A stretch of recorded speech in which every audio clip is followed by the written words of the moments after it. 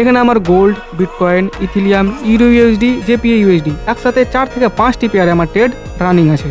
Basic to advance forex trading এর আজকে day 9। আজকের ভিডিওতে আমরা জানবো কিভাবে buy, sell, stop loss, target বা এন্ট্রি এক্সিট করতে হয়। দেখো গুরু, ফরেক্স হোক বা ক্রিপ্টো, 100 হোক ইয়া রিয়াল, সবকিছু আপনি এই একটি অ্যাপ MT5 দিয়েই কন্ট্রোল করতে পারবেন। এটা আমার জিএফটির একটা ফান্ডেড অ্যাকাউন্ট।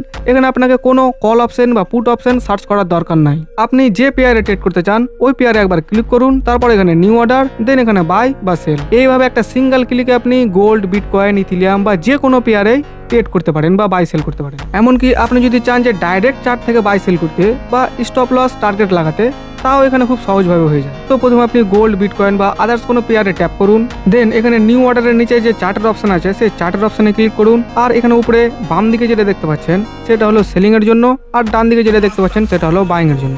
আর মধ্যেরটা হচ্ছে যে আপনার লট সাইজ কত রাখবেন তা এখানে সিলেক্ট করা হয়। দেন একবার এন্ট্রি করার পর পজিশনে একবার ক্লিক করলেই নিচে এখানে এসএল আর টিপি দুটো অপশন চলে আসবে। তো প্রথমে আপনি এসএল এ ক্লিক করে এসএল লাগিয়ে নিন, আর টিপিতে ক্লিক করে টিপি লাগিয়ে দিয়ে মডিফাই করে দিন। দেন আপনি চাইলে পরে এসএল আর টিপিকেও ম্যানেজও করতে পারেন।